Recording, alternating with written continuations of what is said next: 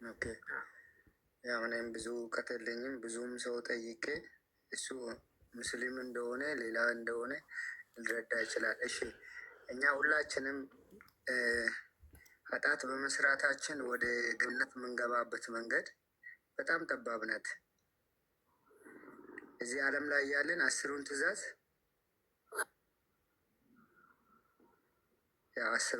አናሟላም ዓለም ላይ ያለን ማለት ነው።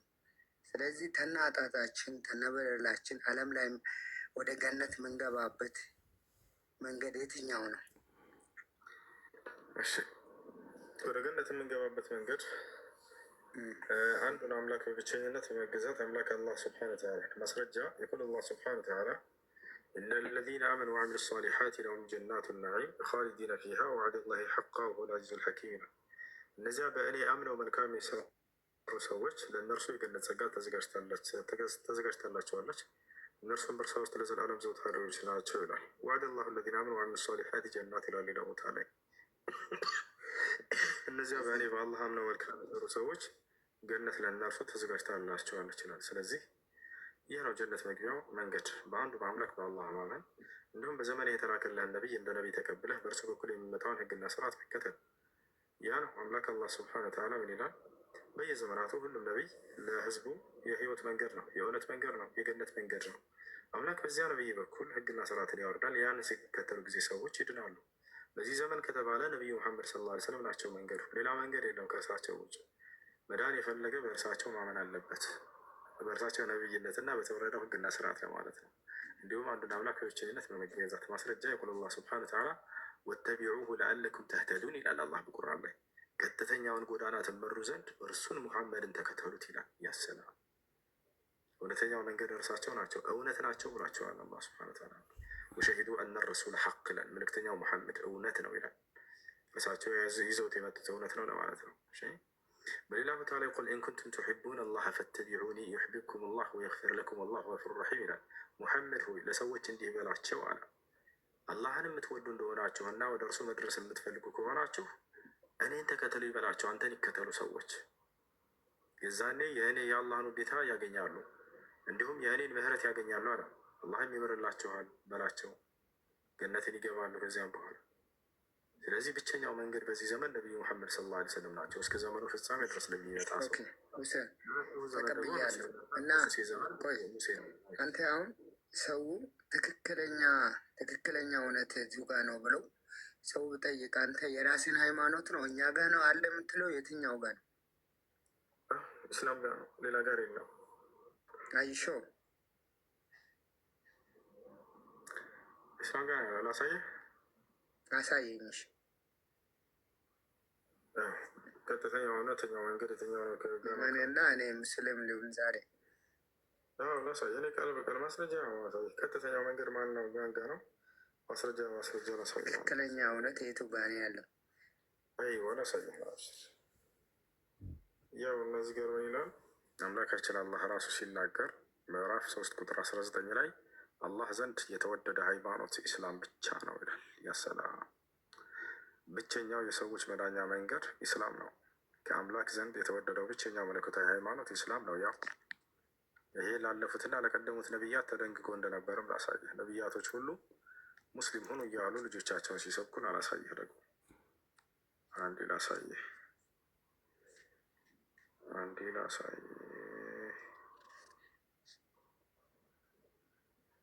ነቢያቶች ምን እንዳሉ ተመልከቱ። ለዚህ ትክክለኛ እውነት ያለው ሙስሊም ጋር ነው ማለት ነው።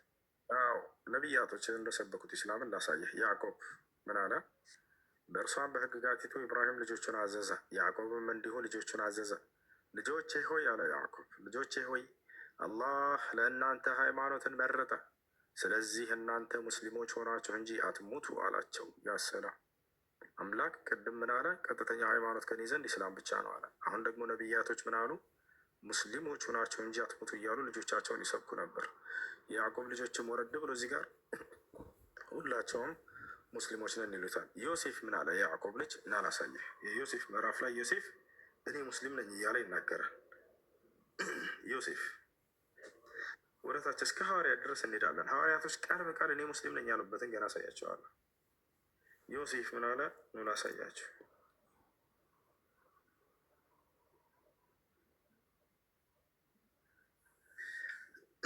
ዮሴፍ ጌታዬ ሆይ ከንግስና በእርግጥ ሰጠኸኝ፣ ከሕልሞችን ፍች አስተማርከኝ። የሰማያትና የምድር ፈጣሪ ሆይ አንተ በቅርቢቱና በመጨረሻይቱ ዓለም ረዳቴ ነህ።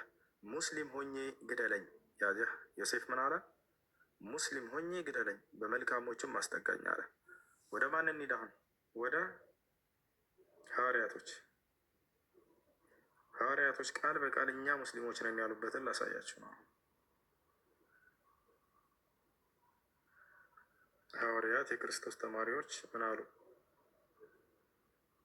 ሐዋርያት ሐዋርያት ሐዋርያት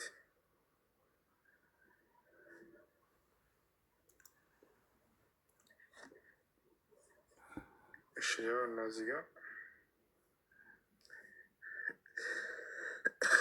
ምን ይላል?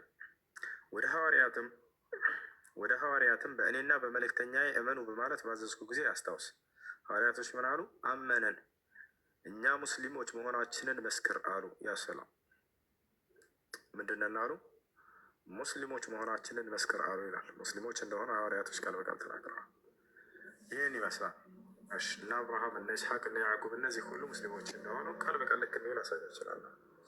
እና ይህ ነው አምላክ አዞት ነቢያቶች ሰብከውት የኖሩበት ብቸኛው መለኮታዊ ሃይማኖት እንደሆነ ይህን ይመስላል ማስረጃ።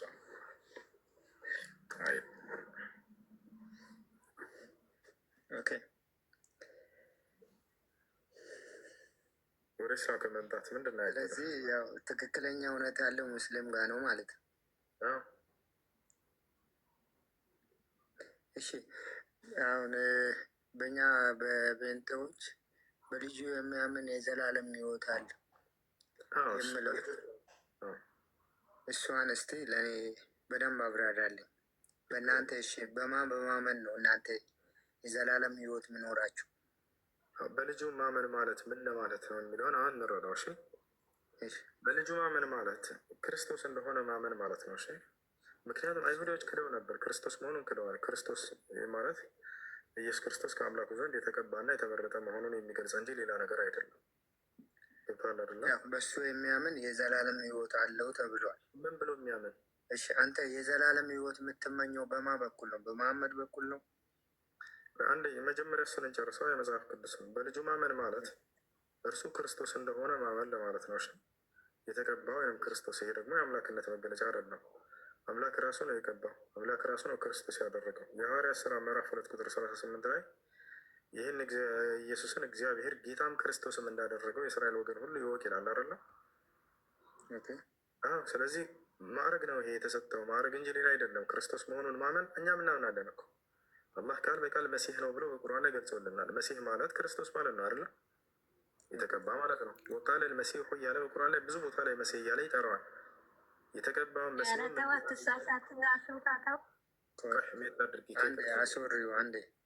አንድ ሜት አድርግሽ እያወራ ሰው ጣልቃ አትግቡ። ነውር ነው። ክብር ይኑራቸው ለሰው። ሜት አድርጊና በኋላ ታወራለሽ። አላህ ቃል በቃል መሲህ እያለ ይጠቅሰዋል። ከታች አለርና ስለዚህ ይህ ነው አምላካችን አላህ ስብሐነ ወተዓላ መሲህ እንደሆነ እናምናለን። መሲህ እንደሆነ ክርስቶስን የማያምን ሰው ሐሰተኛ ሰው ነው። ነቢዩ ሙሐመድ ሰለላሁ ዐለይሂ ወሰለም ሲመጡ መሲህ መሆኑን አረጋግጠው ነው የመጡት። መሲህ ማለት ነው የተቀባ የተመረጠ ማለት ነው፣ ሌላ አይደለም። ይሄ ነው። እሺ፣ ከላይ አንድ ጊዜ ኤም ሚዩት ናቸው። እስኪ ትቀጥላላችሁ። ኤም አለሽ?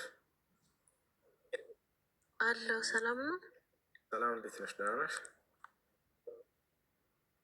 ይቅርታ ቀደም ዳታ አውጥቶኝ ነው። እሺ፣ አንድ ጥያቄ መጠየቅ ፈልጌ ነበረ እና ሙስሊም መሆን ፈልጌ ነበረ። እሺ፣ ጥያቄ ስምንት ነው። ጸበል በእስልምና እንዴት ይታያል?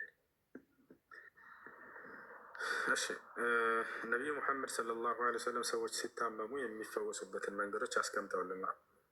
ጸበል እንዲህ ውሃ በመረጨት ምናምን ሳይሆን የአምላክን ቃል በእኛ ላይ በማንበብ ነው። ነቢያችን ሰለላሁ ዐለይሂ ወሰለም ሐዲስ ላይ ሲናገሩ ኢስተርቁ ሚነል ዐይን ፈኢነል ዐይነ ሐቅ አሉ። በአይንናስ በሲሕር በጅን በቡዳ ምናምን ለተለከፉ ሰዎች ቁርአንን የአምላክን ቃል አንብቡላቸው፣ በእነርሱ ላይ ቅሩባቸው ብለው ተናግረዋል። መልአኩ ጅብሪል ዓለይሂ ሰላም ወይም ገብርኤል ለነቢ ሰለላሁ ዐለይሂ ወሰለም እየመጣ ይህን ነገር ያስተምራቸው ነበር። ነቢያችን ሰለላሁ ዐለይሂ ወሰለም በታመሙ ሰዎች ላይ ቁርአንን ይቀሩላቸው ነበር፣ ከዚያም ይፈወሳሉ። እስካሁንም ድረስ ለአላህ ምስጋና ይገባው። ቁርአንን የሐፈዙ ልጆች የታመመ ሰውን በየአካባቢው እየቀሩ ይፈውሳሉ። ያንን በእርሱ ላይ ያለውን ጋኔን ያስወጡለታል። ይህን ህፃን እያለን እኛ እዚያ ሀገራችን ላይ የምናደርገው ነገር ነበር። ስለዚህ በውሃ ሳይሆን ሰዎችን የሚፈውሰው እኛ ከአምላካችን ዘንድ በነቢ ሰለላሁ ዐለይሂ ወሰለም በኩል በመጣው መለኮታዊ ቃል በዚያ ነው ሰዎች የሚፈወሱት። አላህ በቁርአን ላይ ወኑነዚሉ ሚነል ቁርአን ማ ሁወ ሽፋኡን ሊናስ እያለ ይናገራል። በዚህ በቁርአን ውስጥ ለሰዎች ፈውስ የሚሆንን ቃል አወርዳለሁ እያለ ይናገራል። በሌላ ቦታ ላይ አምላካችን አላህ ስብሐነሁ ወተዓላ ፊህ ሽፋ እያለ ይናገራል። በእርሱ ውስጥ ፈውስ አለ እያለ ይናገራል። ያ አዩሃ ናስ ቀድ ጃአትኩም መውዒዘቱን ሚን ረቢኩም ወሽፋኡን ሊማ ፊ ሱዱር፣ መድኃኒት የሆነ ፈውስ የሆነ ቃል እያለ ቁርአንን አላህ ይገልጸዋል። እና በእርሱ ነው ሰዎች የሚፈወሱት በአምላክ ቃል።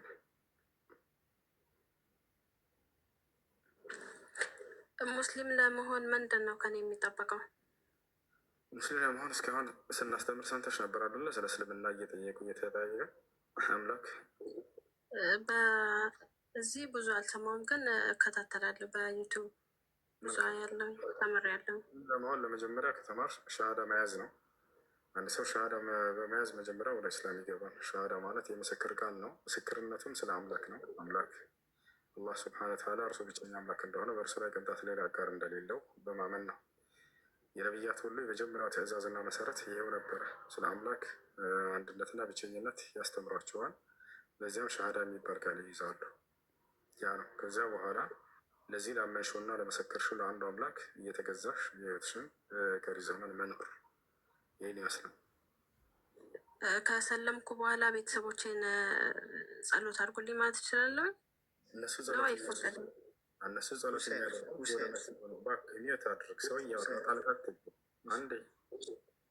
እሺ ሌላ እምነት ተከታዮችን ጸሎት ማስደረግ ይቻላል ወይ ወደምለው ስንመጣ ቤተሰቦች ክርስቲያን ከሆኑ መቼም ወደ መሲሁ ነው ጸሎት የሚያደርጉት። መሲሁ ደግሞ ከነቢያቶች መካከል አንድ የተከበረ ነቢይ ናቸው ብለን ነው የምናምነው። ነቢይን መለመን አይቻልም በኢስላም። ስለዚህ ማንም አካል ከአምላክ ከአላህ ስብሐነ ወተዓላ ውጭ ሌላን አካል ለምነው ጸሎት ቢያደርግልን እሱ አሚን ማለት አይቻልም። ነገር ግን አንዱን አምላክ አላህን በብቸኝነት እርሱን እየጠሩ ጸሎት ቢያደርጉልን አሚን እንላለን። እዛነ ችግር የለም። ሻሃዳ መያዝ እፈልጋለሁ። እሺ ምንን ቃል አብረሽ የተከተልሽ በይ። አሽሀዱ አላ ኢላሃ ኢለላህ ወአሽሀዱ አነ ሙሐመደን ረሱሉላህ። ማሻአላህ ለአላህ ምስጋና ይገባው። ከዚህ በኋላ ሙስሊም ነሻል።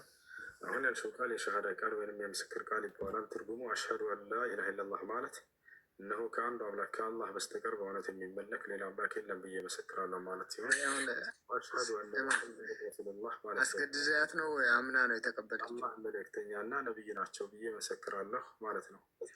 አንድ እስልምናን በተቀበለ ጊዜ ምን ያገኛል ከተባለ በተቀበለበት ጊዜ ያለፈ ኃጢአት ሁሉ እና አንድ ሰው በሰለመበት ቀን ያለፈ ኃጢአት ሁሉ ምህረትና ስርየት ያገኛል። ነቢ ሰለላሁ ዐለይሂ ወሰለም አልእስላም የጅቡ ማ ቀብለሁ አሉ። እስልምና ክርስቶስ ያለፈ ኃጢአት ያስተሰርያል አሉ።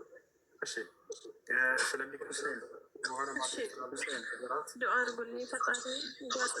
ሁሴን አምና ነው አሁን የተቀበለችው ወይስ አስገድዳያት ነው? ሚወት አድርግ የዘለቀ ሚወት አድርጋ እንዴ? እሺ ይኸው ኤም ዛህራ የምትለው ትታይሻለች ከታች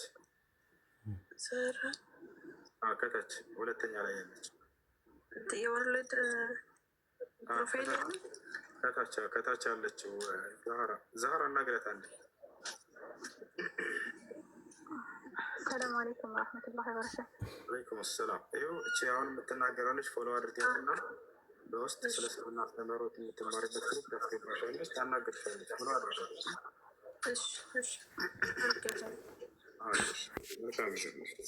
እሺ